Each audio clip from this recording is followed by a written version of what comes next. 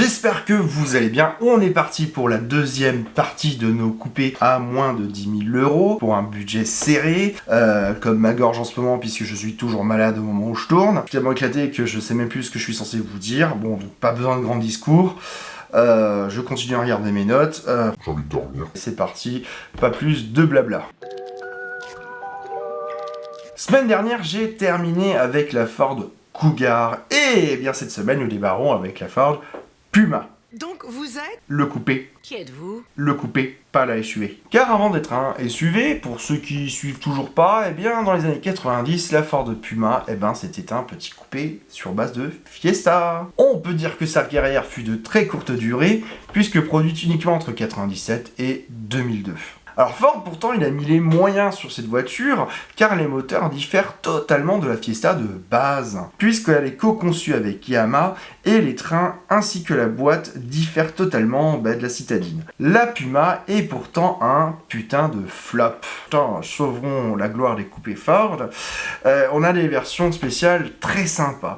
Alors, moi j'ai noté dans les versions que je peux vous conseiller, la Millennium, la Black, la Thunder, ou encore la rare version Racing. Mais alors celle-là, vous emmerdez pas, il y en a eu que 500 et c'était pour le Royaume-Uni. La Puma, tout comme la Cougar, ont pas trouvé leur public et la carrière de la Puma a été plutôt courte pour une seule et simple raison.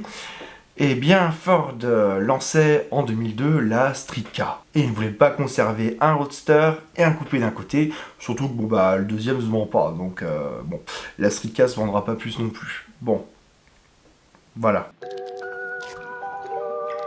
Alors, on va en Allemagne avec l'Audi coupé GT. C'est la B2 puisqu'on est sur la deuxième génération et que mine de rien, on la trouve à plutôt bon prix. Alors certes, ce n'est pas la Quattro, mais la GT offre un comportement et un confort digne de son rang avec un style totalement 80s. Alors la face avant est totalement reprise de la 80 à l'exception des feux qui sont rectangulaires sur le coupé. La ceinture de caisse est identique à la berline et seul le toit finalement diffère. Sous le capot, les puissances vont de 75 à 136 chevaux. En plus, le coupé allemand se déguste aussi en 5 cylindres, ce qui est plutôt pas mal, et un bloc qui est aujourd'hui disparu.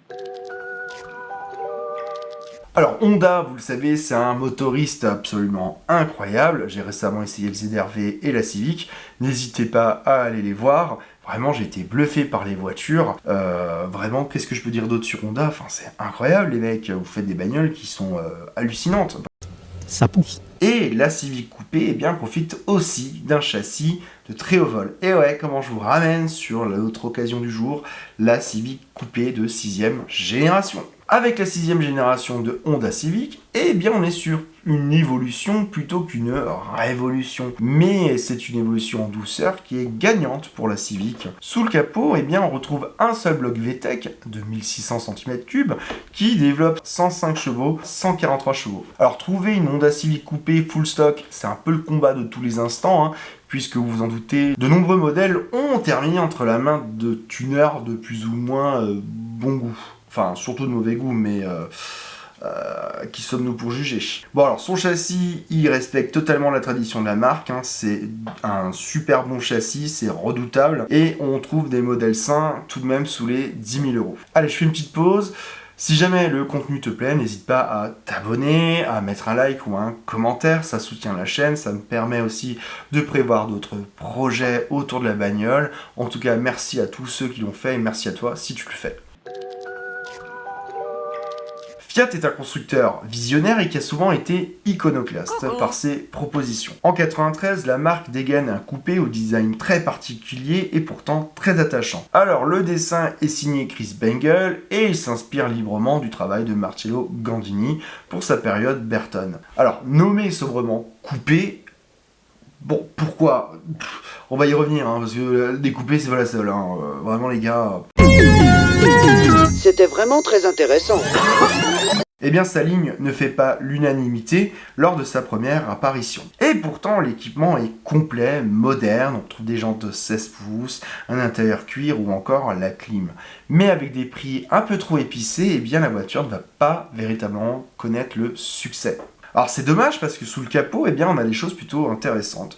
Au lancement, on a un moteur 4 cylindres conçu par Lampredi. La puissance du 2000 cm3 eh bien, propose 142 ou 195 chevaux grâce à l'ajout d'un turbo, mais le comportement est de haut vol et la version turbo hérite quand même d'un visco-coupleur sur le train avant parce qu'il a beaucoup trop de puissance sur les 3 premiers rapports. Donc c'est quand même dire que la voiture annonce quelque chose de super sportif. Alors dès 96, le Lampredi va laisser place au moteur 4 cylindres Pratola de 1800 cm3, 230 chevaux.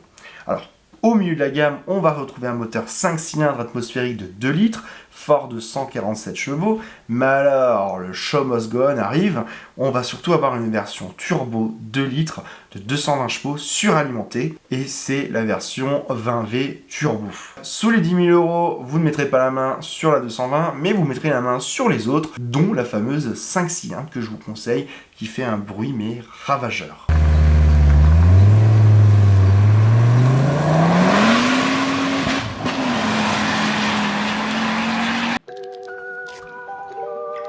Avec Honda, je ne pouvais pas passer à côté, il fallait absolument aussi que je vous parle de la Civic CRX. Là, on a 2 générations et c'est vraiment une voiture incroyable. Alors de base, je voulais parler de la seconde génération et puis finalement, au vu des prix, je me suis dit, bon, on va parler des 2 générations de CRX.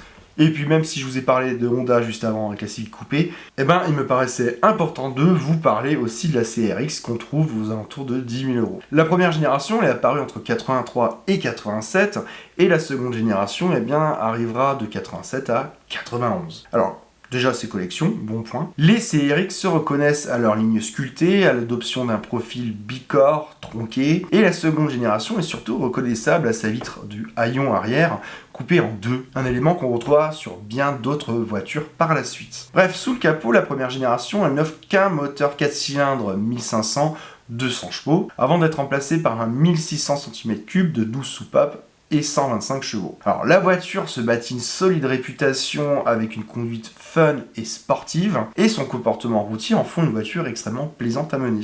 La seconde génération reprend le même 1600 puisqu'il a été changé 2 ans avant la fin de la carrière de la première, mais il offre 130 chevaux. En 91, la CRX elle va surtout inaugurer un moteur désormais mythique, c'est le fameux VTEC, qui offre un bloc 1600 et 150 chevaux. Alors, il va prendre un peu de poids, mais il rend la voiture diabolique. Et sous les 10 000 €, eh bien, on retrouve très facilement des moteurs VTEC.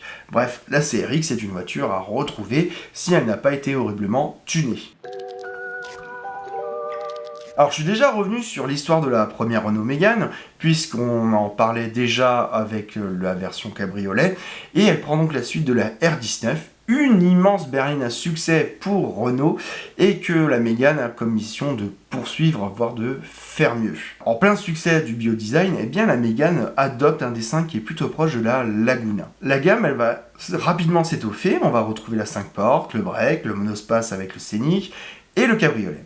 Mais pas de version 3 portes à proprement parler, puisque la Mégane va adopter une structure un peu à part et différente par rapport à la R19, puisqu'on va avoir un vrai petit coupé.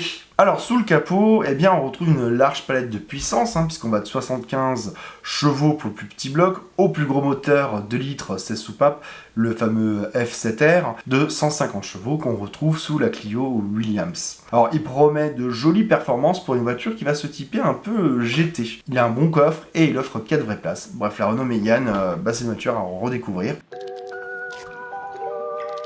Évidemment, je ne pouvais pas non plus me passer d'Alfa Romeo, puisqu'on va parler de la GTV dessinée par Enrico Fumia, la GTV dite 916, donc seconde du nom. Alors, elle est construite initialement sur le site d'Arese en Italie, mais comme l'usine est arrêtée à partir de l'an 2000, eh bien c'est Pininfarina qui va récupérer l'assemblage de la voiture, et ça explique pourquoi les modèles d'après 2000 eh bien, ont le petit F en bas des flancs. Alors la GTV, elle a connu 2 restylages en 98 et 2003, et on ne peut pas forcément dire que la version de 2003 eh bien, lui a rendu grâce. Vraiment pas du tout. La voiture, pour le reste, elle est élégante, avec une ligne agressive et elle possède de nombreuses nervures. Bref, pour moi, c'est absolument un bijou de design la GTV. Et sous le capot, eh bien c'est pareil, on a une large palette de moteurs. On retrouve le 2 litres Twin Spark de 150 chevaux, le Buzo 2 litres de 205 chevaux, mais aussi le V6 3 litres de 192 chevaux. Et par la suite, eh bien, les puissances vont augmenter jusqu'à 240 chevaux. On retrouve donc des moteurs enchanteurs, mais aussi une tenue de route très agréable grâce à des suspensions arrière multilink. Mais alors, on connaît quand même quelques petites avaries puisque la voiture est un peu piégeuse selon les conditions de roulage. Alors on est sur une très belle auto, mais attention, la côte est en train de s'envoler, et les plus belles versions désormais demandent plus de 15 000 €, voire même encore plus. Bref, c'est une auto à reconsidérer absolument et de connaître le toucher fabuleux de cette voiture malgré tout. En 1986, eh bien, Audi renouvelle la gamme 80 avec la B3. Et il faudra attendre 88 pour voir apparaître sa version coupée. Et là, on peut dire que si le dessin est moderne de la version B3, la voiture se fera plus bourgeoise que réellement sportive. En fait, le coupé, il propose un haillon, donc déjà il est plus habitable que la version berline, et il offre une meilleure modularité. Bref, c'est un comble, il n'y a rien à comprendre, qu'est-ce qu'ont fait les Allemands pour le coup. Mais surtout, on n'est pas du tout sur une voiture sportive et elle va le payer très cher. En 1991, eh bien le coupé, lui aussi se nomme coupé pour se faire chier. Branleur, B-R-A-N-L-E-U-R-S. Va recevoir des nouveaux blocs V6 et surtout une version Quattro qui arrive dans la foulée. Mais l'Audi coupé va finalement pas vraiment séduire malgré ses prestations et son manque de tempérament sportif vont lui mettre des bâtons dans les roues, sachant qu'en plus elle ne fait même pas le poids face à la BMW série 3 E36 et la M3, un comble. Alors c'est dommage parce que sous le capot, on a quand même une belle palette de moteurs, si je vous la conseille quand même. C'est qu'on retrouve des 4 cylindres disponibles en 3 cylindrées, 1 litre 8, 2 litres et 2 litres 20 16V, mais aussi 5 cylindres en 2 litres 2, 2 litres 3, 2 litres 3, 16V, en version V6, 2 litres 6 et 2 litres 8. Alors on est sur des puissances qui vont de 112 à plus de 170 chevaux, et au final le coupé disparaît en 96 et ne sera pas directement remplacé.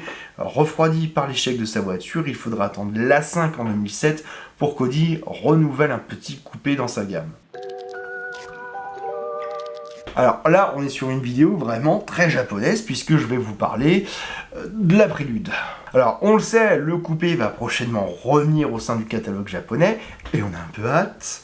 Money, money, money, money, money, money. Mais celle qui nous intéresse ici, c'est la 5e et dernière génération produite entre 97 et 2001. Alors, on la reconnaît facilement à ses feux verticaux à l'avant, et contrairement à la 4G qui avait des feux rectangulaires. Alors, la ligne, elle est fluide et ses feux arrière sont assez imposants, et ce qu'on reconnaît facilement la voiture. Alors, signe qu'elle monte en gamme, eh bien les versions européennes ont d'office des équipements en plus comme le toit vitré qui est ouvrant. Au passage, comme la Fiat Coupé, eh bien la gamme elle est richement dotée et elle évite le passage par la case option. On a vraiment très peu de choses en option sur la Prélude à l'époque et on trouve la Prélude aussi bien en boîte manuelle qu'en boîte automatique. Alors, cette dernière, elle est dotée de 4 passages, donc on la nomme la S-Matic, mais elle est typée sport. Et on la retrouve sous le capot de la Prélude avec 2 moteurs, un 2 litres injection de 134 chevaux et un 2 litres de VTEC de 185 chevaux. La Prélude se trouve à des prix bas mais assez kilométrés. Alors après, on est chez Honda, j'ai envie de vous dire, et c'est increvable.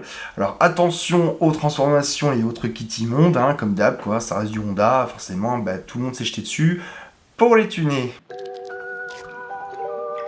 Alors là, on est vraiment sur une voiture au physique pas facile, mais très intéressante. Je m'explique. Mais d'abord, j'aimerais déjà faire une petite pause. C'est quoi ce concept et ce délire de pas se fouler dans les noms des coupés? Je ne voulais pas vous dire de mettre des noms à des voitures. J'en ai rien à foutre. Je vais finir par râler, donc là, franchement... One eternity later. La Hyundai coupée, se distingue surtout par ses trains roulants optimisés par Porsche. Excusez-moi du peu, on parle de Porsche sur une Hyundai. Ok. Alors, on retrouve aussi des barres anti-relou.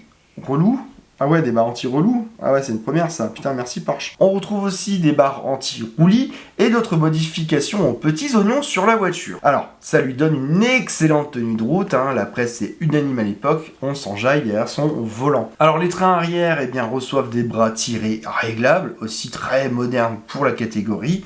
Et sous le capot, il n'y a que 2 moteurs. On retrouve le Beta 2 litres 16 soupapes, 238 chevaux et une boîte manuelle à 5 rapports. Et ce moteur est d'ailleurs très fiable puisqu'il a servi en compétition tellement il est robuste. Et on retrouve à l'entrée de gamme un petit 1600 de 114 chevaux. Alors par contre les deux annoncent tout de suite une conso supérieure à 8 litres, mais on s'en fout, on est sur une voiture dont les suspensions sont signées Porsche, on s'en fout de la conso, c'est de la Porsche. Alors en 99, le coupé va évoluer et ses moteurs aussi. Le 1,6 litre ne bouge pas, mais le 2 litres tombe à 135 chevaux à partir de 2001. Comme pour les autres voitures, le coupé, lui aussi, le Hyundai coupé, parce qu'on va se perdre avec tous ces coupés à la con, va être richement équipé, sauf la version de base, bizarrement. Alors, en 2002, une seconde génération arrive, et elle gagne un dessin un peu plus consensuel, malgré tout, et le 1,6 litre tombe à 105 chevaux, quand le V6, lui, fait son apparition aux côtés de notre 2 litres. Et ce nouveau moteur en forme de V, propose 2,7 litres pour 167 chevaux, et dès 2003, notre 2 litres va grimper en puissance, il passe à 143 chevaux. Bref, la voiture disparaît en 2007 et elle est indirectement remplacée par la Genesis coupé, plus haut de gamme.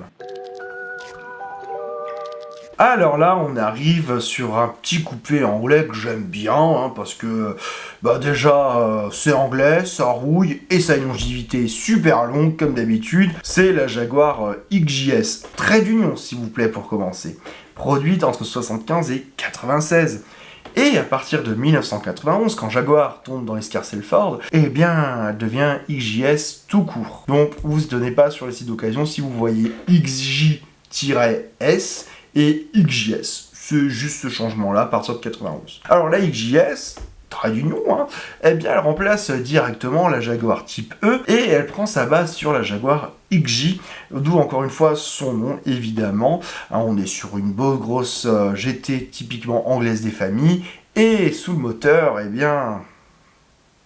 sous le moteur il y a le mécano, mais au-dessus du mécano, c'est du V12. Sous le capot, on va avoir donc droit à 2 architectures. On va avoir droit au glouton V12, mais qui est absolument splendide, et on va avoir un 6 cylindres en ligne à partir de 1983, parce que comme les chocs pétroliers sont passés par là, il faut quand même essayer de le vendre, le coupé, parce que Et oui, parce qu'avec le second choc pétrolier, les ventes et la carrière du coupé,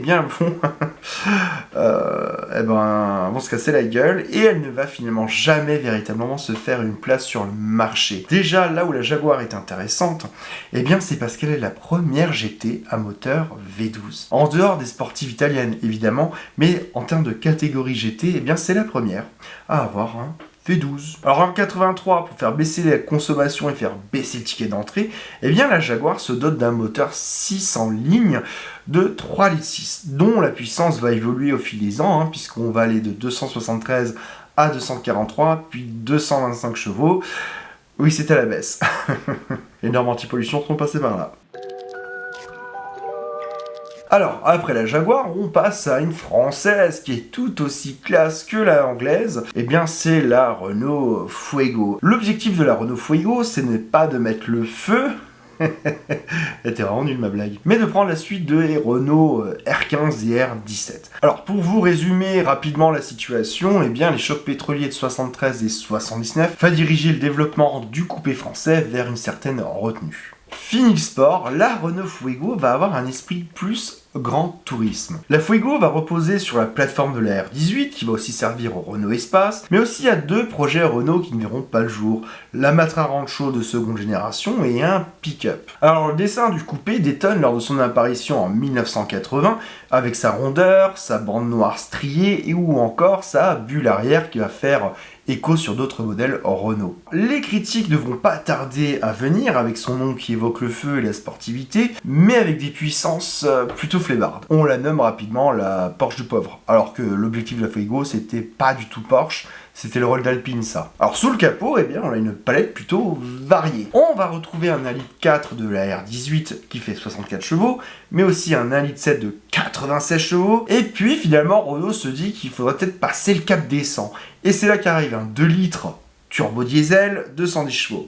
Oui, diesel. Et c'est d'ailleurs la Renault Fuego qui est le premier coupé au monde à se doter d'un tel moteur.